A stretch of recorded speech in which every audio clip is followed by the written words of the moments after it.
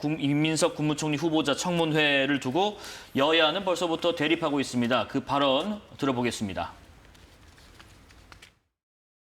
김민석 국무총리 후보자에 대한 흠집 내기가 도를 넘고 있습니다. 후보자의 부인은 물론 이혼한 전 부인까지 증인으로 채택해야 한다고 주장합니다. 이 과연 정상적인 인사청문입니까? 소모적 정쟁을 멈추고 후보자의 국정 운영 능력과 정책 역량을 검증하기를 바랍니다. 차제 민주당은 인사청문회법 개정을 추진하겠습니다. 국민의힘도 정략적 입장을 버리고 대승적으로 협력해 줄 것을 촉구합니다. 우리 당은 지금까지 후보자에게 제기된 의혹들을 해소하기 위해 정말 필요한 인원만 추려서 최소한의 증인만을 요청했지만 민주당에서는 그것조차도 절대 받을 수 없다고 합니다. 이럴 거면 인사청문회가 대체 왜 필요한 건지 의문입니다. 이재명 정부의 첫 국무총리 청문회 증인 리스트에 왜 전 정부의 대통령, 국무위원, 국민의힘 대통령 후보자가 있습니까? 물타기를 넘어 청문회를 무력화시키려 하는 의도 아니겠습니까? 그 김 후보자의 전처, 현처 부르자고 하니까 여당에서는 윤 전 대통령과 한덕수 총리, 전 총리, 김무수 전 장관 부르자. 이 청문회에 이 전 정권 인사들이 필요한가 싶기도 하고요. 이게 그 소위 청문회 증인 채택과 관련된 전형적인 전략입니다. 예. 김성태 대표님도 웃고 계신데 통상적으로 그 증인들 하나씩 지우거든요. 예. 우리가 받을 수 없는 증인, 저쪽이 받을 수 없는 증인으로 해서 하나씩 지원하기 때문에 네네. 저도 옛날 뭐 그 무슨 상임위 할 때 산업위 같은 경우 할 때 네. 통상적으로 증인 제출하면 지난 정부 관련된 뭐 자원외교에서 이명박 전 대통령 뭐 포함해서 이상득 전 의원 등등 이렇게 막 넣거든요. 그럼 네. 이제 안 받죠. 그러면서 이제 또 우리 쪽이 불편한 사람들 지원나가는 방식인데 저게 이제 통상적으로 국회에서 쓰는 증인 채택 전략이에요. 그러면 여야가. 상대가 전처, 현처 지우면 누구 지우는 거예요? 윤 전 대통령, 한덕수 총리 지우는 뭐 그렇게 거예요? 이제 네. 서로 이제 그렇게 협의가 되는 거죠. 예. 그러니까 아예 증인 채택을 못 하거나 그러면 서로가 못 하거나 아니면 증인 채택을 위해서 이건 너무하다 하는데 제가 보기엔 첫째 물론 뭐 지금 그 전직 대통령이나 전직 국무총리 부르는 게 직접적으로 관련 없는 건 맞는 지적이고 그리고 지금까지 인사청문회 하면서 그 부인이나 그 자식 그리고 또 특히 전처까지 이렇게 부른 사례는 없습니다. 네. 그러니까 이게 서로 좀 지켜야 될 선은 좀 지키면서 그 증인 문제에 대해서 저건 너무 과도한 서로 간에 그러니까 저렇게 되면 국민들이 보기엔 인사청문회가 그냥 정략적 싸움으로 증인 채택과 관련돼서 합리적 주장이보단 그냥 싸우기 위해서 상대가 받을 수 없는 증인 채택을 하려고 싸운 거구나 네네. 이렇게 보이는 거기 때문에 현실적으로 지금까지 하지 않았던 가족 문제는 국민의힘도 양보를 해야 되는 거고요. 예. 당연히 민주당에서도 직접적으로 인사청문회와 연관이 없는 야당 측 관계자들 인사를 빨리 털어내고 서로 이제 정상적인 증인 협상을 해야 된다고 봅니다. 사실 김민석 후보자가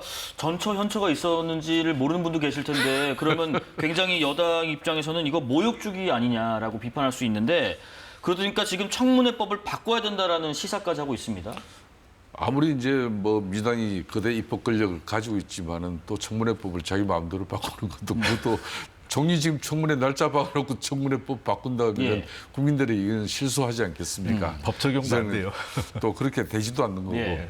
이 사실상 총리 지금 현재 김민석 후보 내정자 이 사람 두고 지금 인사청문회 하자는 건데 여기에 윤석열 뭐 그리고 뭐 한덕수 김문수 부른다는 것은 이건 참 좀 무슨 이야기죠. 그런데 이 방식이 전형적으로 전통적인 민주당의 협상 방식입니다. 이게. 예. 근데 이제 저희만 아니라 국민의힘은 그 그렇지 국회가 다 같이 했던 방식이죠. 국민의힘 입장에서도 이 전체 이야기는 원래 안 했을 건데 이제 김민석 내정자 입장에서는 이제 지난 한 5년 동안 네. 한 8억 넘게 이제 이렇게 재산이 정식됐어요.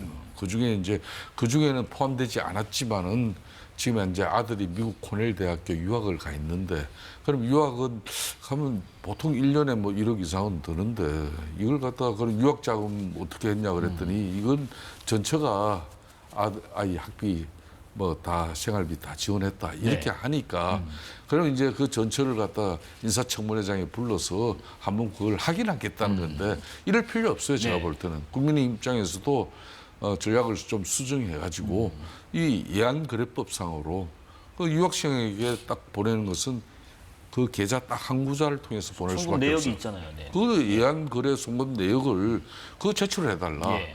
그거 받아보고 판단하면 되는 자료로. 거죠. 그렇지. 예. 그러니까 전처인의 아무리 뭐 가족사 가정사지만은 인사청문회장이지만은 뭐 이런 가족사 가정사의 그런 말 못할 그런 것까지 덜쳐낼 필요는 없는 거고. 네. 그렇게 해서 이거는 좀 풀면 될 문제예요. 네, 불똥이 또 하나만 이상하게 튀는 쪽이 있어요. 김민석 후보자의 재산 의혹을 제기한 의원이 국민의힘의 주진우 의원인데 지금 민주당에서 재산 의혹을 역으로 제기했습니다. 검사였던 주진우 의원의 재산이 70억 원이라는데 7개월 만에 2억 이상 늘었고 20살인 장남의 7억이 넘는 예금.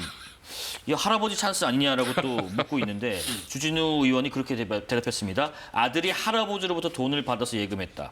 허위 사실이다. 고발하겠다라고 맞대응했는데 지금 이 상황은 어떻게 보고 계신가요? 그러니까 이제 서로 그 약간 이제 진흙탕 싸움이 시작된 거죠. 예.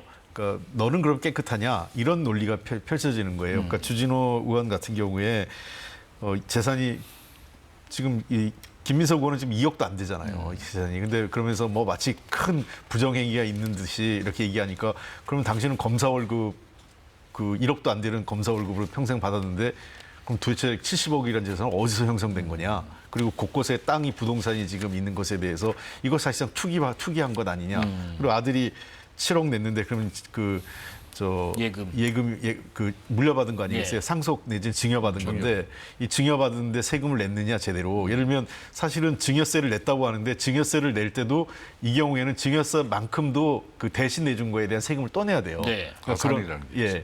그러니까 그것까지 있느냐 이런 얘기를 물어보는 거예요. 근데 뭐 주진우 의원이 그거를 자료를 낼 의무는 없겠죠. 그래서 저는 조금 그 여야가 청문회 국회 이 국무위원에 대한 청문회라는 인사청문회라는 거는 도덕성에 대한 논란, 그러니까 우리가 도덕성에 대한 검증도 있지만 네. 더 중요한 것은 역량과 그분이 적당한 이 직을 수행할 수 있는 자질이 있는가를 또 판단하는 거잖아요. 네. 아쉽게 김민석 후보자가 국무총리로서 합당한 역량이 있는지 자격이 있는지 뭐 능력에 대한 얘기는 온데간데 없고 그냥 이 도덕성 얘기만 온 언론에 도배되고 있는 게 이렇게 되면 이제 자꾸 인사청문회에 무용론 나오고 네. 인사청문회 왜 하느냐 얘기가 나오는 겁니다. 그러니까 알겠습니다. 뭐 성인군자 뽑는 것도 아닌데 이런 얘기를 이제 자지고 하는데 물론 국민 눈높이에 맞는 도덕성 검증해야 됩니다만 네. 균형 있게 자질 검증도 같이 했으면 좋겠습니다. 그러니까 홍익표 대표님 지금 현재 인사청문회 전국이 이재명 정부의 초대 국무총리 김민석 후보 내정자 돕고 지금 이제 국민들에게 알 권리 이 인사청문제도를 통해서 이제 밝혀주자는 건데 여기에 웬 본말이 전도돼 가지고 지금 국민의힘 주진우 의원이 총리 내정자 된 거 아니잖아요. 네네. 근데 이 신상털기를 갖다 민주당 또 의원들이 너무 열심히 해요. 저는 그런 측면에서 국민의힘도 원내 전략을 좀 이런 때는 지금 주진우 의원 한 사람이 지금 현재 김민석 후보 내정자의 이 쉽게 말하면 재산 증가 부분 그리고 네. 채무 문제를 가지고 집요하게 지금 물고 늘어지고 있거든요. 그러니까 이제 벌써 또 민주당 내에서 한 3명, 4명의 의원들이 또 동원돼 가지고 지금 이제 주준희 의원의 신상 털기로 물타기를 해버리는 거예요. 이게 이제 본말이 전도된 거거든요. 네네. 이런 때는 국민의 입장에서도 그런 채무 관계를 좀 더 밝게 했으면은 그 검증위원들 중에 다른 위원들도 나서서 기자회견을 통해서 하고 이렇게 분산시켜야지. 한 사람 계속 이 사람한테만 의지하니까 결국 이 사람이 타깃이 돼버려요. 그 인사청문검증위원 다른 의원들도 이렇게 돌아가면서 하든가. 그럼요. 그렇게 저는 해야지. 모르겠어요. 네. 국민의힘 원내 전략이 김민석 후보 내정자의 지금 현재 드러나고 있는 이 채무 문제 이것밖에 없는 건지 막상 이제 다음 주에 있을 이제 예. 국회 이제 본 청문회장에서 다른 걸로 가지고 이것만 가지고 이렇게 주진의 이유 한 사람의 입에만 매달리면 이건 전략상 문제가 있는 거예요. 알겠습니다.